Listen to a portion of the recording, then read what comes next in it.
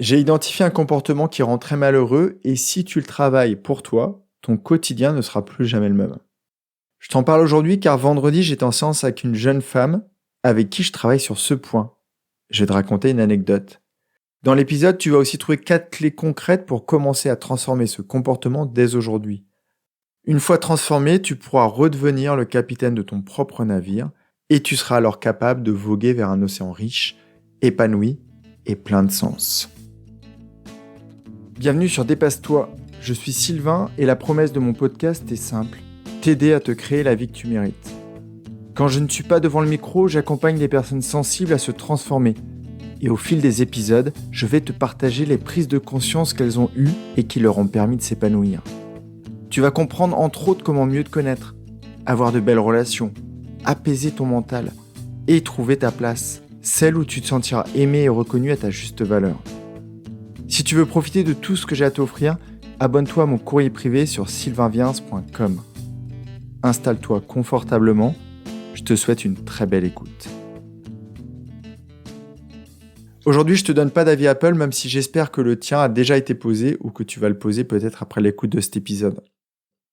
Il y a un second message très positif que tu peux envoyer à ta plateforme, même si tu n'es pas sur Apple, que tu sois sur Spotify, Deezer ou Google Podcast ou toutes les autres plateformes, c'est de t'abonner à mon podcast. Qu'est-ce que ça veut dire ?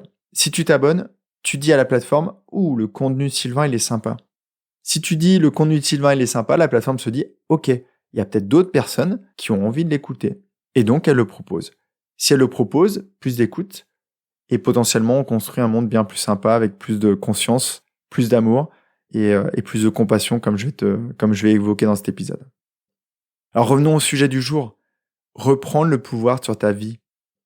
Il y a une multitude de comportements à adopter, et aujourd'hui, je te parle de l'un d'entre eux qui, selon moi, est fondamental.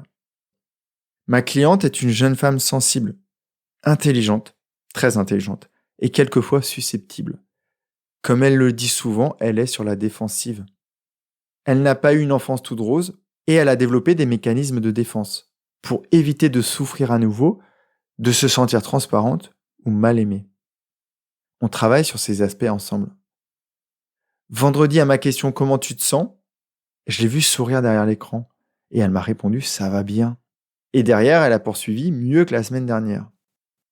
On a commencé par la partie sympa, par les raisons de son ça va, pour qu'elle les mette en conscience et qu'elle sache vraiment qu'est-ce qui a fait que cette semaine était bien. Plus elle les a en conscience, plus elle peut les reproduire, plus ses comportements deviennent des habitudes, et plus sa vie devient heureuse et sereine. Après ça, on aurait pu rester se regarder en souriant, c'est ce que je lui ai proposé, ça aurait été super agréable, mais je me suis dit que ça valait le coup aussi d'aller explorer sa semaine qui s'était moins bien passée. Donc on a décidé d'aller voir ce qui s'était passé dans cette semaine pour transformer le burk en miam. Elle m'a parlé d'un amalgame de plusieurs situations, dont une, le retour d'un client pour qui elle travaille. Donc je lui propose tout simplement de poser la situation sur la table de manière factuelle, sans forcément trop rentrer dans le détail. Elle me dit, la situation est relativement simple, elle a reçu un mail de ce client qui l'a mise en colère. Je me permets tout de suite de reformuler. Peux-tu me dire ce que factuellement ton client a écrit pour que tu puisses te mettre en colère ? Elle me répond qu'il lui a envoyé un mail sans forme de politesse, lui disant ce qu'elle devait faire. Et ça, ma cliente, elle n'aime pas du tout. Elle n'aime pas du tout se faire contraindre. Elle a trop été dans le passé et aujourd'hui, elle a vraiment du mal avec ça. Je lui demande quand même comment un simple mail peut avoir de telles conséquences sur sa journée, voire sur sa semaine. On comprend ensemble que ce qui a généré tout ça, c'est l'absence de bonjour.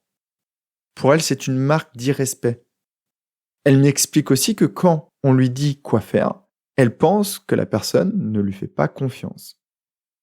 Et enfin, elle m'explique que l'on l'avait prévenu que ce client était pénible et très difficile.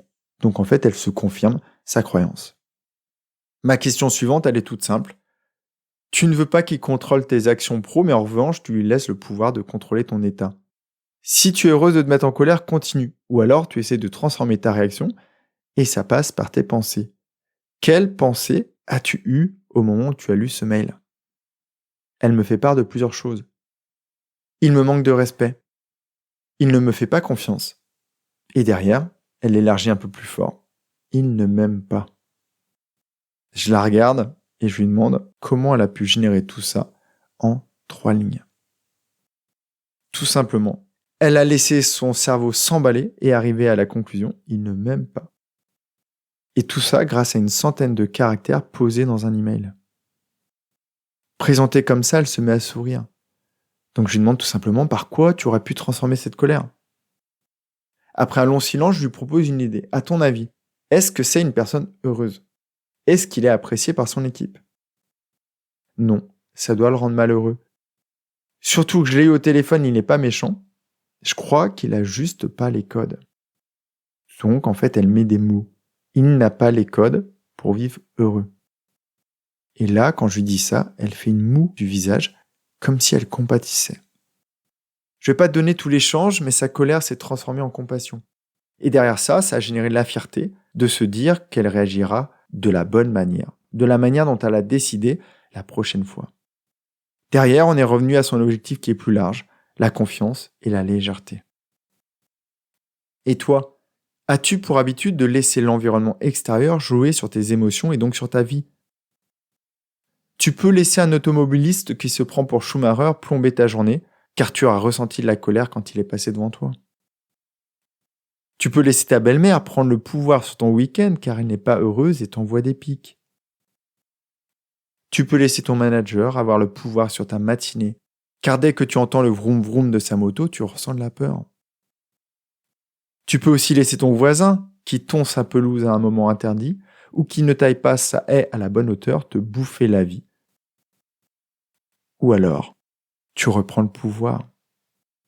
Tu ne laisses plus personne choisir la manière dont tu réagis et les émotions que tu ressens. Tu ne peux pas changer la situation. En revanche, tu peux choisir la manière dont tu la vis. Voici 4 clés d'un énorme trousseau que je pourrais te proposer. La première clé, c'est de ne pas prendre les choses personnellement.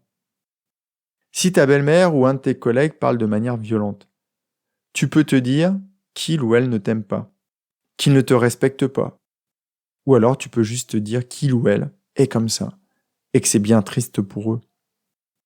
Dis-toi que si ces personnes parlent mal aux autres, elles se parlent mal à elles-mêmes et elles se rendent malheureuses. Si tu arrives à te dire ça, tes yeux vont se transformer. Les flammes de ton regard vont se calmer et la personne face à toi va avoir de la compassion dans ton regard. Et alors votre relation va s'améliorer sans qu'elle n'ait rien fait. En appliquant cette première clé, en fluidifiant votre relation, tu vas pouvoir appliquer la seconde clé. La seconde clé, elle est toute simple. Exprime ce que tu ressens. Tu as le droit. C'est une clé pour être heureux. Osez dire ce que l'on ressent. Beaucoup d'entre nous ont peur de la réaction des autres, alors que communiquer permet souvent d'améliorer la situation. Combien de couples se sont dissous par absence de communication ? Combien de situations s'arrangeraient si les gens osaient parler ? Il est important de crever l'abcès avant qu'il n'explose sur tout le monde. Par exemple, ma cliente aurait pu dire sur le ton de la rigolade à son client « Les demandes sans bonjour sont traitées en fin de journée ». Ou encore plus simplement « Quand j'ai lu ton mail sans bonjour, je me suis dit que ça devait être urgent, alors je t'ai appelé ». Et là, il aurait pu répondre tout simplement « Désolé, c'est le bordel ici, j'ai envoyé 20 mails ce matin en 5 minutes et je n'ai pas pris la peine de les formuler correctement ». Elle aurait pu aussi se dire à elle-même « Ce n'est pas grave, on ne lui a peut-être pas appris à être poli ». Les codes dont on parlait plus haut. Ou encore mieux, elle aurait pu remettre en cause sa croyance. Et ça fait une parfaite transition vers la troisième clé que je te propose ce matin. Cette troisième clé, c'est de revoir tes croyances. Ce qui va te permettre d'assouplir ta vie. Est-ce qu'une personne qui ne dit pas bonjour est une personne méchante ? Est-ce qu'un mail sans bonjour est un signe d'irrespect ? N'as-tu jamais reçu le mail d'une belle personne ne disant que rarement bonjour ? Ou au contraire, ne reçois-tu pas des mails de personnes désagréables, super bien formulés ? On nous a fait croire à la notion du mal et du bien. Plus tu es souple dans ta manière de voir le monde, plus ce dernier te paraît sympa, et plus ta vie devient légère. Une quatrième clé serait de supposer quelque chose qui va dans le bon sens. Peut-être que Schumacher, ce pilote de berline, qui vient de passer dans ton quartier avait sur sa banquette arrière une urgence. Peut-être que sa petite fille est tombée de sa trottinette. Peut-être que sa femme, enceinte, avait besoin d'aller à l'hôpital. Peut-être que c'était un médecin en urgence qui n'a pas pris le temps de sortir le gyrophare. Supposer ça te permet de rester serein et de ne pas générer de la colère. Est-ce que c'est vrai cette supposition ? J'ai envie de te dire à supposer, autant qu'elle soit positive cette supposition. Mais en fait, au final, on s'en moque. C'est juste que ça t'aide à ne pas plomber ta journée et à travailler ta tolérance. On est bien d'accord que dans un monde parfait, tout le monde a les codes, tout le monde est heureux, tout le monde est respectueux. Mais ce ne sera jamais le cas. Donc à toi de voir quelle vie tu veux vivre. Tu peux vivre avec de la tristesse, de la colère, de l'amertume, de la rancœur, de la peur, ou tu peux décider de switcher ces émotions en de la joie, de la gratitude, de la compassion et de l'amour. Si toi tu décides de le faire, ceux qui auront la chance d'être autour de toi en profiteront aussi. Je dis en parallèle du courrier que j'envoie à mes abonnés, j'espère que tu en fais partie, je te proposerai une capsule de 5 minutes où je te raconte une anecdote très personnelle, vécue quand j'avais 25 ou 26 ans. Et c'est le parfait exemple de ce qu'il ne faut pas faire. En attendant cette capsule et mon courrier du jeudi, je t'envoie plein de belles énergies remplies de compassion, de gratitude, de joie, de tout ce que tu as besoin pour que ta vie devienne plus sympa et plus heureuse. Passe une magnifique journée. Bye bye. Si tu as aimé cet épisode, il plaira sûrement à un de tes proches, alors pense à le lui partager tout de suite. J'espère aussi qu'il te donnera envie de me laisser un avis 5 étoiles sur ta plateforme d'écoute. On se retrouve jeudi dans mon courrier pour faire encore un pas de plus vers la vie que tu mérites. Prends vraiment bien soin de toi et passe une très belle journée. Bye bye.